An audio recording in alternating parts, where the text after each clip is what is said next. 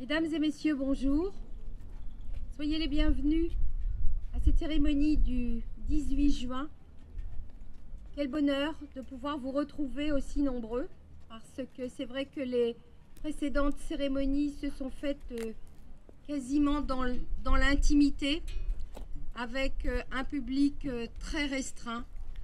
Et là, aujourd'hui, on a eu l'autorisation d'ouvrir les manifestations au grand public et suprême bonheur d'avoir l'autorisation aussi de ne pas mettre le masque. Alors on retrouve la liberté. Et la liberté, c'est aussi ce qui a été, comment dirais-je, demandé par le général de Gaulle par son appel du 18 juin, son appel à se mobiliser pour libérer la France. Alors nous allons dans un premier temps entendre cet appel et je vous donnerai lecture du texte donc de la ministre déléguée aux anciens combattants. Alors. Ouvrez le banc.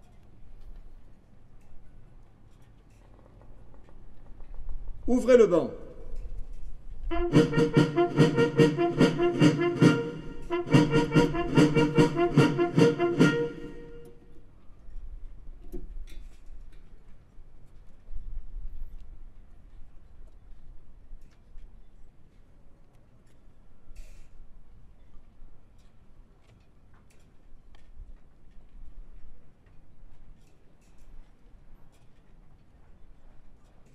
Le général de Gaulle, sous-secrétaire d'État à la guerre dans le dernier gouvernement de la Troisième République, arrive à Londres le 17 juin 1940.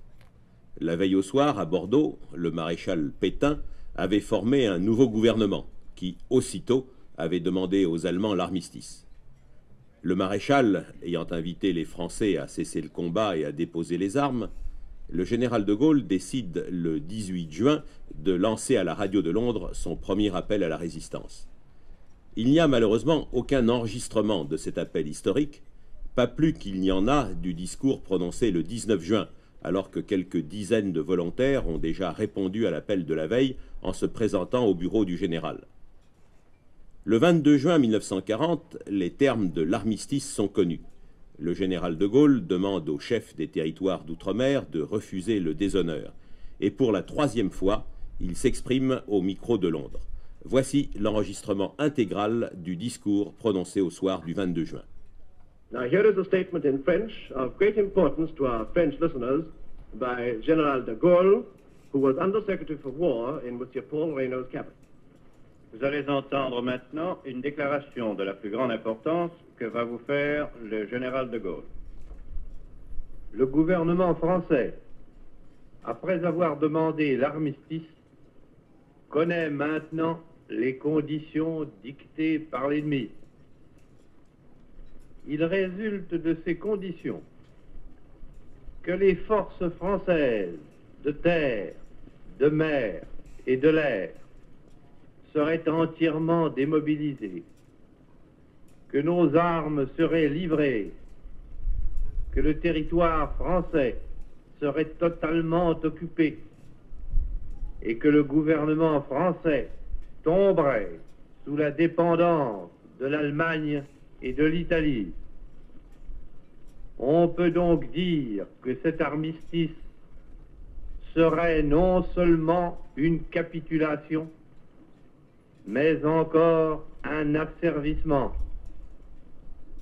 Or, beaucoup de Français n'acceptent pas la capitulation ni la servitude pour des raisons qui s'appellent l'honneur, le bon sens, l'intérêt supérieur de la patrie.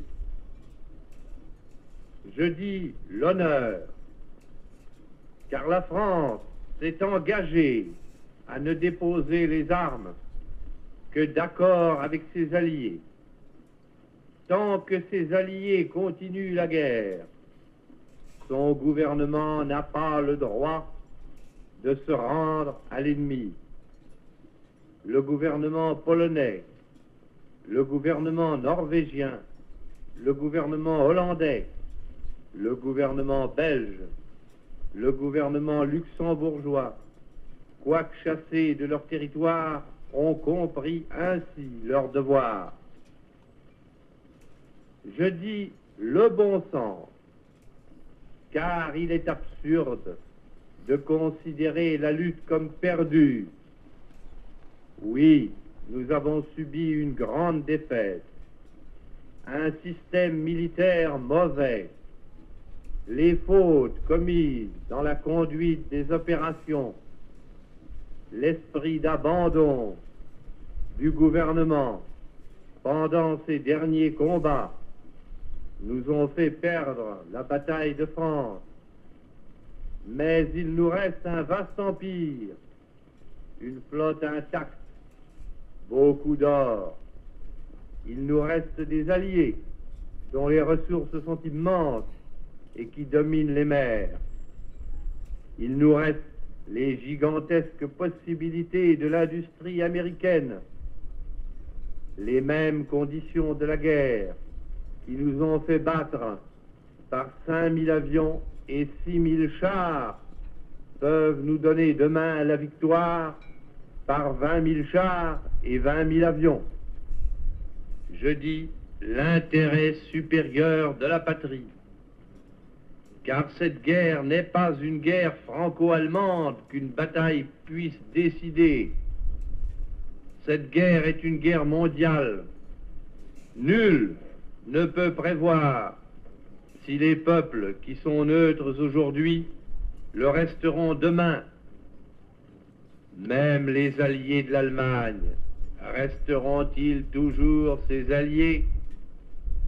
Si les forces de la liberté triomphent finalement de celles de la servitude, quel serait le destin d'une France qui se serait soumise à l'ennemi? L'honneur, le bon sens, l'intérêt supérieur de la patrie commande à tous les Français libres de continuer le combat là où ils seront et comme ils pourront. Il est par conséquent nécessaire de grouper partout où cela se peut une force française aussi grande que possible. Tout ce qui peut être réuni en fait d'éléments militaires français et de capacités françaises de production d'armement doit être organisé partout où il y en a. Moi, général de Gaulle, j'entreprends ici, en Angleterre, cette tâche nationale. J'invite tous les militaires français des armées de terre, de mer et de l'air. J'invite les ingénieurs et les ouvriers français spécialistes de l'armement qui se trouvent en territoire britannique ou qui pourraient y parvenir à se réunir à moi. J'invite les chefs, les soldats, les marins, les aviateurs des forces françaises de terre, de mer, de l'air, où qu'ils se trouvent actuellement, à se mettre en rapport avec moi. J'invite tous les Français qui veulent rester libres à m'écouter et à me suivre. Vive la France, libre dans l'honneur et dans l'indépendance. Fermez le banc.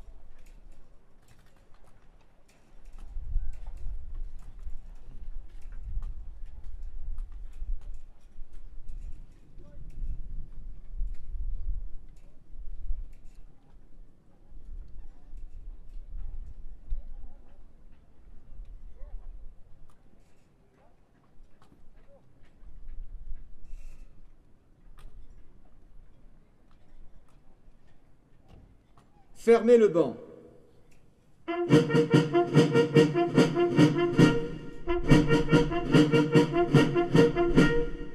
Porte-drapeau, repos.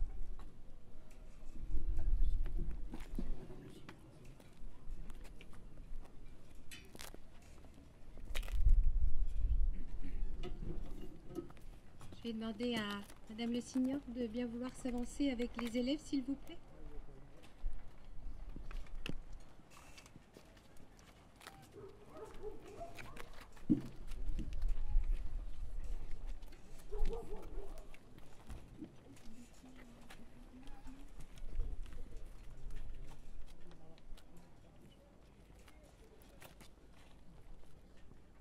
Alexis Le Gall, que nous connaissions tous ici, embarqua le 19 juin 1940, à l'âge de 17 ans, du port d'Audierne pour rejoindre l'Angleterre. Le 6 juillet 1940, à Londres, il rencontre le général de Gaulle avec d'autres volontaires français pour signer son engagement dans les forces françaises libres. Lors de cette rencontre, ce général, quasiment inconnu de tous, explique pourquoi il faut continuer la guerre et détaille les raisons et motivations à poursuivre le combat. Ces propos s'avéreront d'une justesse prophétique et encourageront des milliers de Français à résister. Alexis Le Gall a voulu faire connaître le contenu de cette rencontre inoubliable en transcrivant le plus fidèlement possible les paroles prononcées par le général de Gaulle. Alexis Le Gall m'a fait don de ce texte qu'il avait lu ici même le 18 juin 2019. Je considère évidemment ce présent comme un legs précieux, un héritage inestimable qui, selon moi, doit être transmis aux jeunes générations. C'est pourquoi ce texte va être lu par des élèves, collégiens et lycéens, lauréats du concours national de la résistance et de la déportation 2021, dont le thème était le suivant: 1940, entrer en résistance, comprendre, refuser, résister.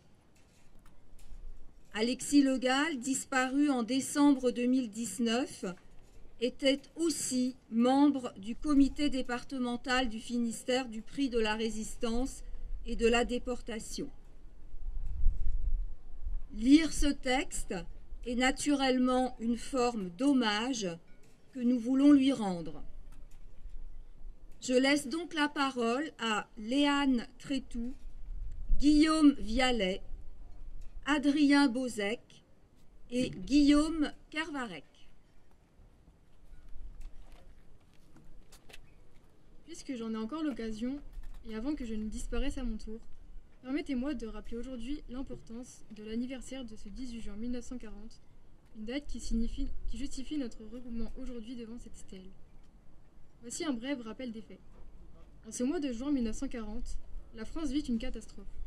Notre armée, après seulement un mois de combat, est écrasée de partout par l'armée allemande, rééquipée à neuf et appliquant de nouvelles méthodes de combat.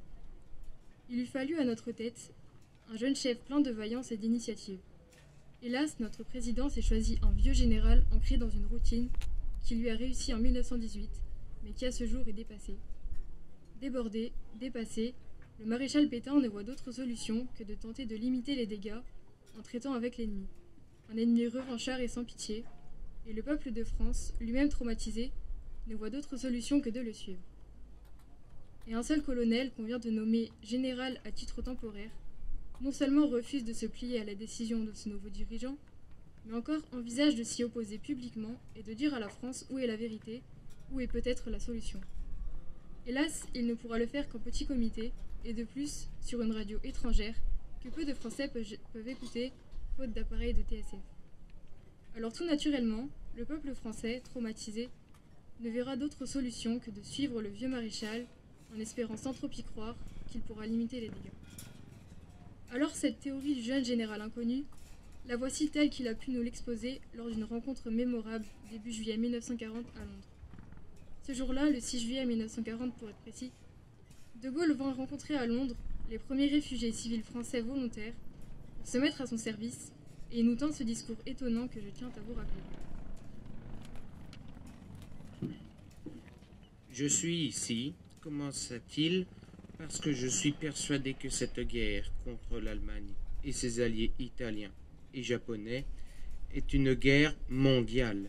La défaite vécue par notre armée sur le sol français n'en est qu'un épisode, et je reste persuadé que finalement ce sont les alliés qui la gagneront, et voici pourquoi.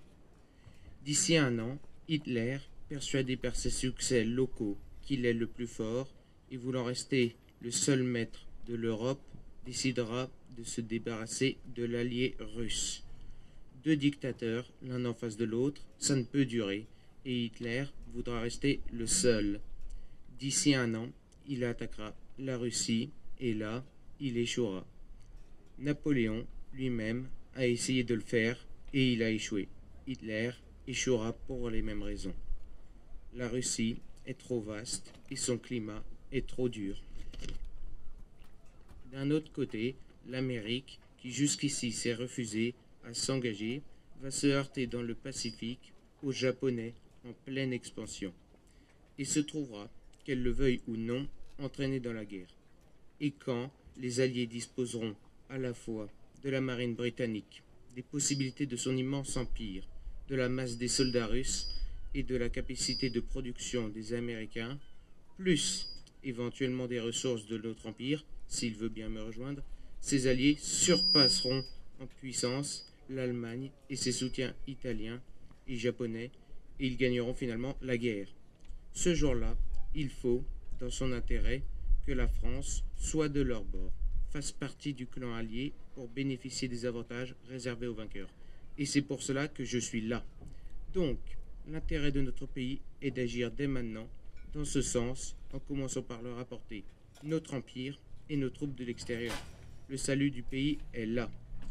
Quant à vous qui me rejoignez dans cette lutte, votre mission sera d'être partout où l'on se bat pour qu'on puisse dire, au moment de la victoire, que notre France n'a jamais cessé le combat. C'est la France qui compte, et non notre intérêt personnel, le mien comme le vôtre.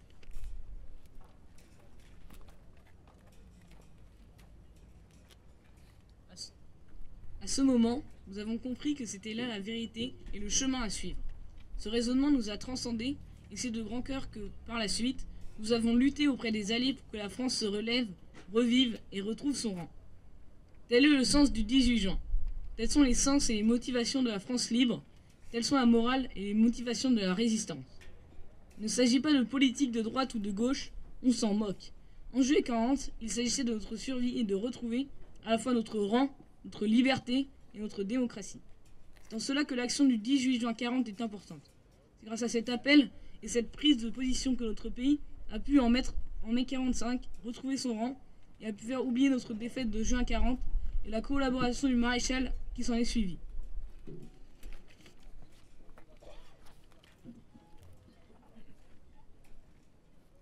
En ce jour d'anniversaire, n'oublions pas que ce succès de mai 45 se maintient de la France parmi les puissants du monde.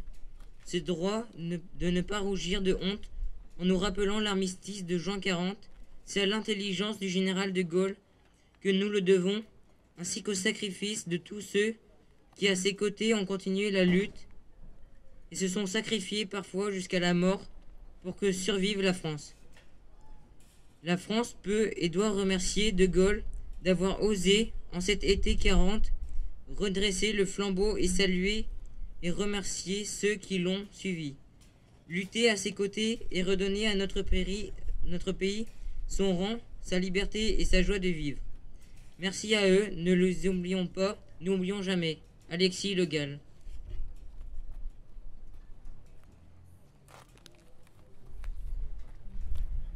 Porte-drapeau, à vos baudriers.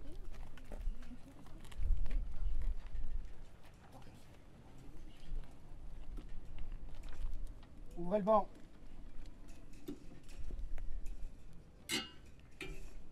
Ouvrez le banc.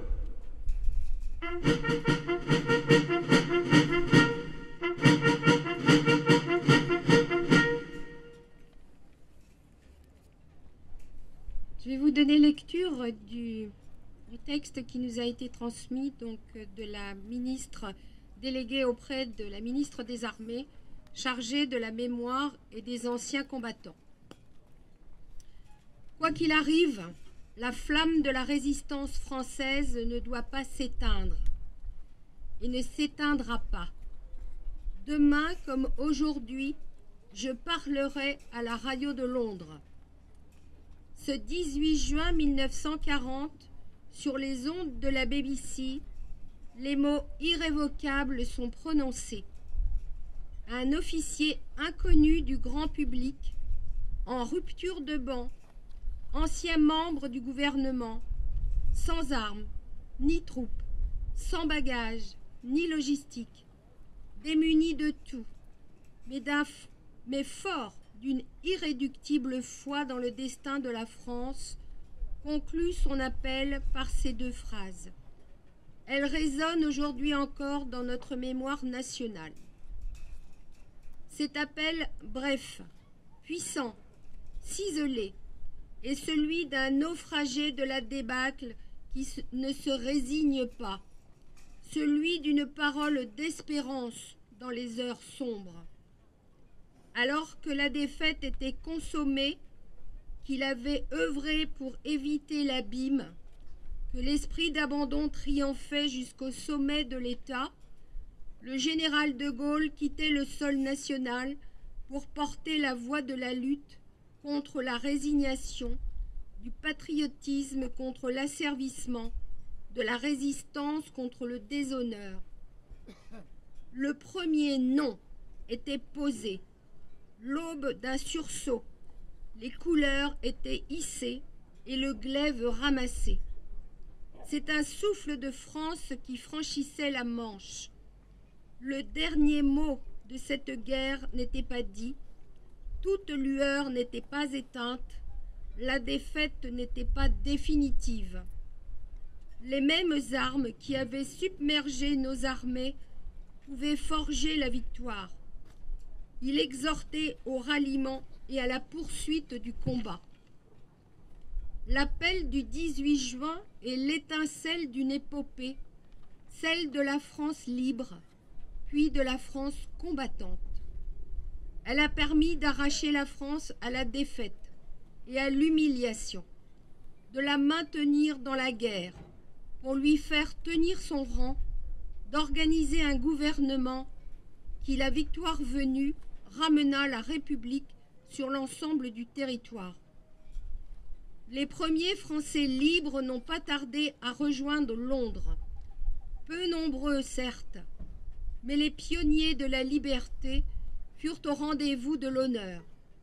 Des obstinés vaillants, des passionnés intrépides, des patriotes ardents, des réfractaires à la servitude, les radionavigants de Saint-Jean d'Angély, les aviateurs de Saint-Jean-de-Luz, les marins de l'île de Saint. Au fil des années, cette légion de l'honneur nourrit des femmes et des hommes qui rejoignirent la Croix de Lorraine, apportaient les armes de la France et honoraient les promesses du 18 juin. Parce que les Français libres n'ont jamais renoncé, la nation leur rend un hommage appuyé et s'incline devant leur héroïsme. L'esprit de résistance et la foi dans l'espérance nous accompagnent toujours. Ils ont permis de relever un pays martyrisé, brisé et divisé. Cette certaine idée de la France, chère au général de Gaulle, est notre héritage. Il nous appartient d'en être dignes. Et je crois qu'en cette journée du 18 juin, il nous faut aussi penser aux douarnelistes qui ont rejoint l'Angleterre pour se mettre au service du général de Gaulle, car à leur acte de courage, ils ont permis aussi de nous procurer la victoire et de nous permettre de vivre en liberté. Il ne faut pas les oublier. Merci.